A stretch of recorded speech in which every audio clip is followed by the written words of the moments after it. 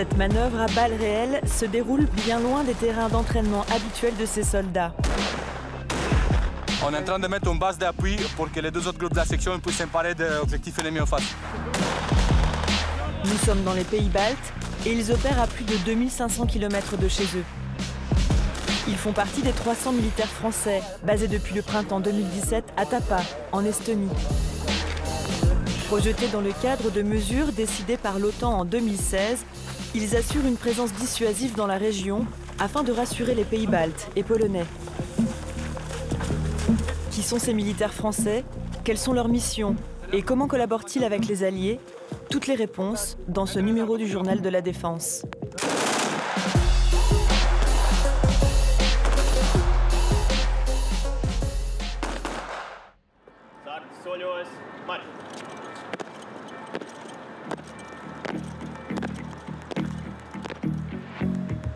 Riga, Vilnius, Tallinn. C'est à proximité de ces capitales d'Europe de l'Est, près des rives de la mer Baltique, que l'OTAN a décidé en juillet 2016 de renforcer sa présence militaire. Une mesure prise suite à l'intervention russe en Ukraine 2 ans plus tôt. Au total, près de 5000 soldats sont déployés pour rassurer les alliés à l'est de l'Europe se sentant menacés. J'ai conscience pour certains que c'est une mission de quelques mois loin des latitudes auxquelles vous êtes habitués. Dans ce cadre, la France envoie un peu plus de 300 militaires en Estonie, sous commandement britannique. Merci, je suis fier de vous. Au sein du quartier général, basé dans la capitale estonienne à Tallinn, le colonel Olivier Vacher est à la tête du détachement français. La mission principale, c'est de renforcer nos liens avec les Britanniques et les Estoniens de façon à montrer notre détermination en cas de menace éventuelle contre l'Estonie. On saisit cette opportunité pour s'entraîner le plus possible dans un cadre interallié et interarmé. En plus, le climat et la région nous est totalement étrangère. Je crois qu'il n'y a pas eu de troupes françaises ici depuis 1812. Et finalement, on a aussi une opportunité de se familiariser avec un terrain qui est complètement nouveau. Pendant plusieurs mois, les exercices multinationaux s'enchaînent en Estonie.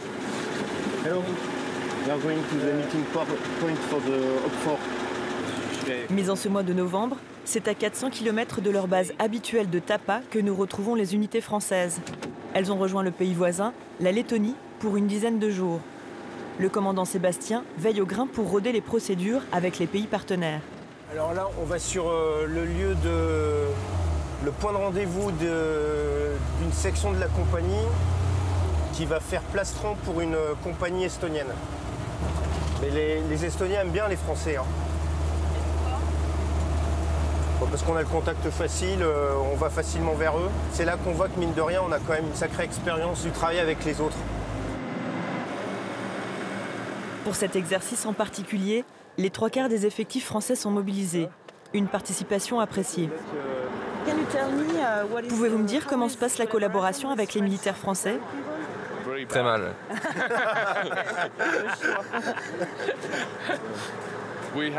Nous apprécions beaucoup. C'est vraiment plaisant et intéressant de constater que le niveau d'entraînement est très bon. Et c'est impressionnant de voir comment l'armée française travaille.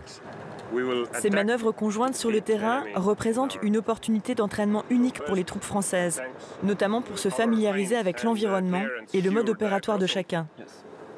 L'intérêt, c'est d'apprendre à travailler ensemble. On le fait déjà depuis 3 mois, depuis qu'on est arrivé. Et puis ça a été la même chose pour nos prédécesseurs. C'est travailler l'interopérabilité, comment se parler, comment travailler ensemble sur le terrain, savoir qui fait quoi, comment. Pour ma part, je fais la jointure, je fais le ciment. Les Estoniens m'expliquent ce qu'ils veulent faire. Je retransmets vers la compagnie. La compagnie veut faire quelque chose, je retransmets vers les Estoniens et je mets tout ça en musique. L'intérêt de l'exercice qu'on joue en ce moment, là, pendant un peu plus de 10 jours, c'est de pouvoir justement manœuvrer avec des tirs réels. Et ça, on ne le fait pas partout. Ça, c'est vraiment très intéressant. Ça rend très réaliste les exercices.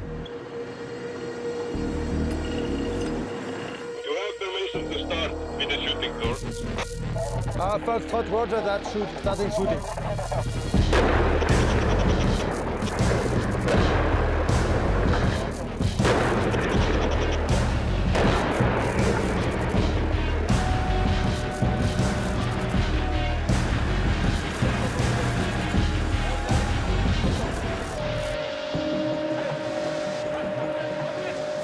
sur le terrain, on se rend compte évidemment du détail de la coopération et on est confronté pour l'essentiel à des problèmes de communication. I will let you know when all my units is gone. Ok. Il a dit je vais rester avec lui pour traduction, mais après comme oui, face à la relève, c'est bon. Ok.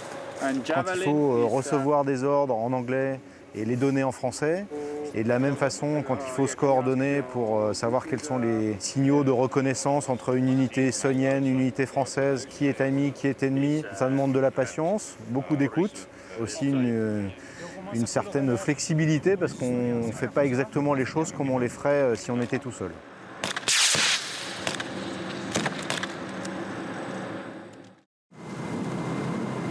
Aux problématiques de communication s'ajoutent les contraintes du terrain. Au milieu des vastes étendues boisées et gorgées d'eau ce jour-là, la température n'excède pas les 4 degrés. Ok, donc là ce qu'on va faire, on va se déplacer sur la piste. Une fois qu'on sera sur la piste, il y a une lisière à environ 150 mètres là. On va aller se mettre en place dans la lisière. Il y aura les... En gros, nous on sera à l'extrémité gauche avec les 4 chars, avec les 2 chars et les 2 VBL. Ensuite, il y a un genre d'énormes collines. Là, il y aura les fantassins et les VBCI seront de part et d'autre. Pour le lieutenant Étienne, c'est l'occasion d'évaluer sa section. Malgré ses 56 tonnes et le terrain boueux, le char de combat Leclerc peut atteindre les 40 km/h en tout terrain. On a un système d'armes qui permet de tirer en déplacement dans toutes les conditions au plus loin. On n'est pas encore dans des températures qui sont trop froides, mais ce qui va être intéressant, c'est de voir si les températures continuent de chuter un peu, voir comment le char réagit, les mesures qu'on va devoir prendre pour que justement on puisse continuer à travailler. Après, ce qu'il y a de bien, c'est qu'il est fait il a des outils de détection qui nous permettent, même par temps froid ou temps humide, de détecter au plus loin les ennemis et de pouvoir continuer à travailler de façon optimale.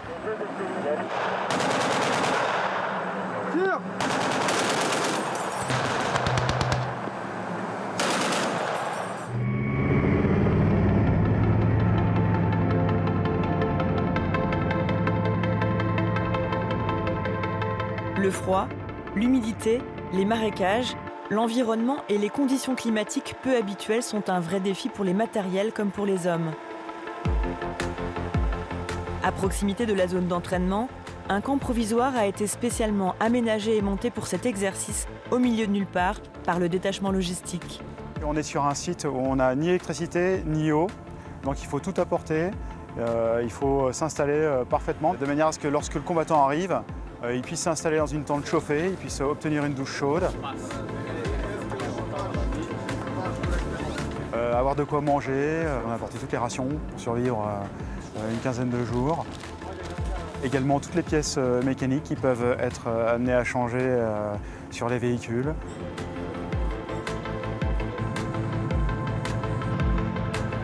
Étape indispensable au quotidien, la remise en condition des matériels. La section réparation-maintenance, disponible 24 heures sur 24, compte à elle seule une trentaine de techniciens, chacun spécialiste dans son domaine. Mécanique de l'armement, automobile ou blindé, spécialiste tourelle ou transmission. Ici, un simple changement de plaquette de frein peut vite devenir une manutention hors norme, comme pour les chars. Freinage, motorisation, canon, après chaque manœuvre, le moindre centimètre carré est soigneusement inspecté, débarbouillé, chouchouté. Allez, on tire un coup sec. Allez, 1, 2, 3. 4, 5, ça arrive, 6. Ok. C'est un véhicule qui demande beaucoup d'entretien, beaucoup de temps, notamment au retour de manœuvre, avec l'entretien général, le nettoyage, etc. Allez-y, tournez, tournez, tournez, tournez. Que ce soit 1 heure ou que ce soit 4 jours sur le terrain, on va avoir quasiment le même temps d'entretien. 4, 5, 6, ça arrive, allez-y. Ok. Aujourd'hui sur le camp, le moment est un peu particulier. Le temps d'une matinée, les échanges vont bon train. Chacun fait découvrir ses équipements aux autres. Le lieutenant Étienne a invité ses homologues polonais et espagnols. Yes, we have. Ouais, but you can only fire one time. you have the smoke. Vu qu'ici, on est tous ensemble, les alliés des différents pays de l'OTAN, là, ça se concrétise vraiment pour les soldats dans la vie de tous les jours, quoi. Là, ils touchent vraiment ce que c'est que l'interallié au quotidien. Surtout en tant que tankiste, on peut voir les autres chars des autres nations. Donc c'est toujours intéressant et c'est toujours un plaisir d'échanger avec les autres nations. Pendant les visites, les comparaisons sont de mise, comme pour le caporal Quentin sur le char espagnol. C'est vachement étroit en fait pour aller jusqu'au poste pilote, c'est pas du tout pareil. En fait, le chef de char, le tireur et le pilote sont alignés. Donc si le pilote veut sortir quand on est à midi, il faut que... c'est pas la même chose. Et quand il s'agit de déterminer quel matériel remporte les suffrages à la sortie du char polonais. On est à l'étroit, mais c'est toujours sympa de découvrir un char dans notre pays. Effectivement, c'est là où on se dit que, mine de rien, le Leclerc, on a quand même de la chance. On est bien avec notre char et je le changerai pas. C'est incroyable pour moi. Si on compare, le char Leclerc est plus confortable pour les équipages que le char PT-91 polonais.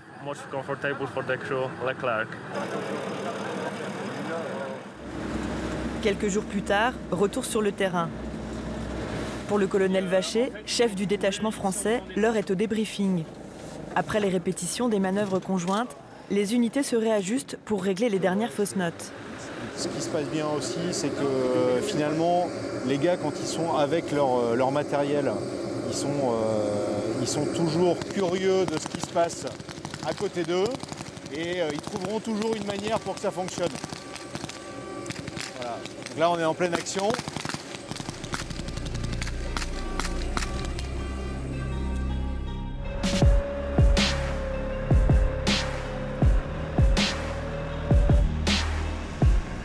Depuis début 2018, les forces françaises sont remplacées en Estonie par une compagnie danoise.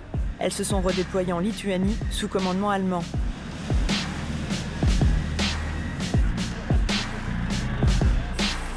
Dans la région, la Marine nationale collabore également régulièrement aux missions de surveillance maritime de l'OTAN dans les mers Baltiques, de Norvège et du Nord, ou dans la mer Noire. De la même manière, l'armée de l'air française participe depuis plus de 10 ans aux missions de police du ciel de l'Alliance.